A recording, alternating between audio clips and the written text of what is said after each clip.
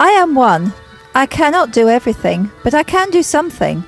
And because I cannot do everything, I will not refuse to do the something that I can do. What I can do, I should do. And what I should do, by the grace of God, I will do. That's a quote by Edward Everett Hale. And for people that say, oh, I'm just one person, what can I do? That's your answer. You can do something. Everybody can. And someone who's doing something today is Frances Howard, who's a headmistress. And our film today is about the education system. Now, we're here at the Priory Church. We're in Dorset. We're at a priory particularly because it was a monastery. And it reminds us that the first schools were held by the monks. Their pupils were largely taught through a Catholic faith, which would incredibly have given it some sort of religious leaning. We moved from there into the private schools, set up by private people, private pupils paying a lot of money. That's where the rich went. But nonetheless, the education system flourished. And then the system morphed again when the state schools were brought in so that young and poor children could have an education. And from there it flourished. It flourished in this country of ours, and it became the jewel in the crown of education over the world, arguably the best in the world. People coming from every single country in the world to come and be taught here, in our universities, our colleges. But oh dear, what's happened to it now? Politics has interfered. We've got political agendas taking place in our schools. We are being dumbed down in our schools. There are children leaving schools now that can't even read, write, add up. And we have to ask ourselves, just what's going on here? What's happened? Why is our state system in such a state?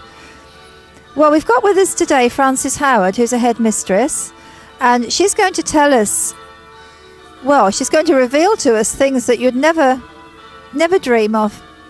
It's some of it's shocking, some of it's appalling.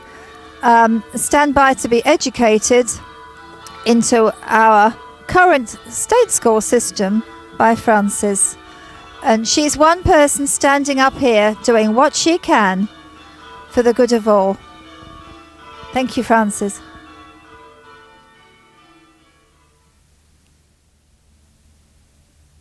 Hello. If you're concerned about the rhetoric about the EU, I would like to bring an idea into the argument.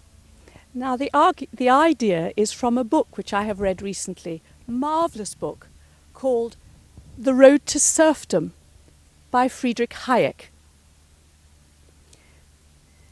He said, after his personal experiences with the Nazis and the communists, the two goals of personal freedom and a planned single economy were irreconcilable. He said that if you had a business and you ran a business of your own, it went counter to the planned single economy.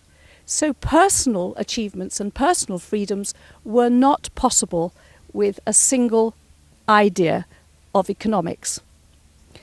Now, he also said that there was a very great moral problem once you'd set up a single economic plan.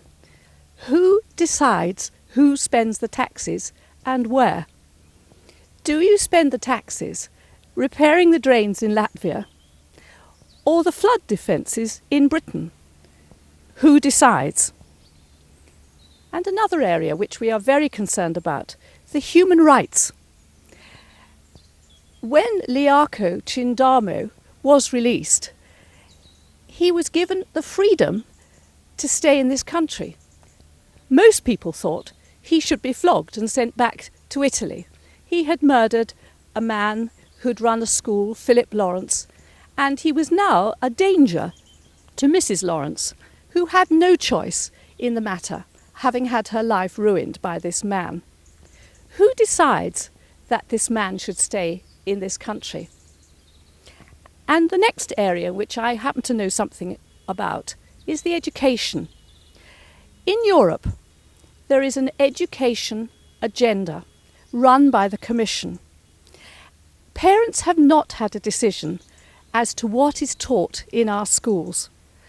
And the Commission have allowed a series of industrialists, Marks and Spencers, Tesco's, computer firms, to get together and decide what children should learn in our schools. I think that that is a moral decision they are not permitted to take. However, I would like to explore this idea a bit further. The agenda was started a long time ago in the 70s by a communist called Edith Cresson. And she said that knowledge was a perishable product and that most children really just needed skills training. And her idea was to get a lot of computers into classrooms and make sure that they were well up in using the computer. Knowledge was not part of their educational training. I'm not sure how many parents realise that and whether they would wish that for their own children. However, it was all decided, and she allowed the agenda to be put forward into Lisbon 2000, that schools should have basic training and not knowledge. Now, many people in the Lisbon agenda did not agree with this, but they had to sign the whole package. They couldn't take out the education legislation. And so Mr. Blair signed this away for our schools and our children in this country. Now, I work in schools, and I've been very surprised at how many lessons I've had to take, which have been just computer lessons. Children have found it very difficult to find things on the computer since they can't spell and they can't read very well. Edith Cresson said she knew governments would not give up the local control of education, and so she thought up a way of getting to children through the internet, and she created the European Educational Net, and it's now become the biggest provider for schools in Europe. She also tried to reach into higher education and bypassed the local controls, and so she created a modern European studies degree. Now, I looked up the core reading list for the modern European studies degree, and I looked for Hayek, the book The Road to Serfdom, and I thought it would be very interesting because he'd been a chief advisor, economic advisor to Mrs. Thatcher, and she had particularly made small businesses free to run and operate and to be successful. And this had been a very, very great success economically in her time in England. And I looked for this book in the core reading lists of the European Studies degree. It was not there. But 3 guesses. Who was there? Good old Karl Marx, that clapped out economist of the past 80 years. He was to be the example for the new modern Europeans of the future. Edith Cresson, who was in the papers for corruption, was allowed back into her job after being fired on a Friday. She was back after the weekend on a Monday morning, which said to me that she was allowed to believe in the European Union, but corruption didn't matter very much. Her idea for controlling education was to further the aims and ambitions of political Europe. Her interest in education was not her primary aim, and I would like to say that it is her road for the children of this country. The road to serfdom is through this way of dealing with education. Children in our schools desperately need individual interests, individual attention from qualified teachers. If you take this away and centralise education, give it to people who have other things on their mind, then the individual needs of children in our own country are not going to be attended to. Local control of schools is vital for children who parents know what they need. Local authorities are much more in tune with the needs of their own community. It is not right to have big decisions about what goes into the curriculum taken behind closed doors with bureaucrats, industrialists, people who have personal agendas. So our children are to get computer-based education in schools, lifelong learning. And Edith Cresson said originally that it would just be for simple jobs. And one of her definitions of a simple job was a teaching assistant. Now, in our schools in Britain, many are failing. Many have very great difficulty in getting heads and teachers to stay in the violent schools. So teaching assistants are very important people now in classrooms, keeping children at their lessons. But they are not people who have had the knowledge-based education, or will not have if the education agenda in Europe goes forward any further. And I think that the literacy and the seriousness of the reading ages and the numeracy which we have in our country is not being addressed by this agenda. And I do think that the broader and the more centralised agenda that we get decreases the actual value and the need of the children in the classroom.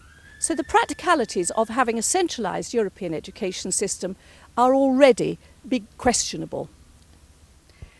The chief of Tesco's, Terry Leahy, said that even the children who apply for jobs, for simple jobs in Tesco's, are not qualified enough to work for him. And I think that is outside the educational world, and it is a comment on the very serious situation that education is in. And I wonder if anybody there looking at this would want their own children to have a no-knowledge education. And it's very difficult to find anything else if you're in a poor catchment area and you can't afford a private school. So my conclusions from this short talk about the education is the road to serfdom is there for many illiterate children because of the European single economy, which has no higher aspiration than teaching children how to use a computer. People in charge of higher education in Europe cannot be trusted not to introduce a Marxist curriculum. And finally, what moral grounds are there in the education curriculum to decide from Brussels that children should have a no-knowledge education? There is no moral authority from the bureaucrats in Brussels to take decisions like that from parents, out of parents' hands, as to what is taught in our schools. I do recommend you to read The Road to Serfdom to all who are interested in the practical realities of personal freedom.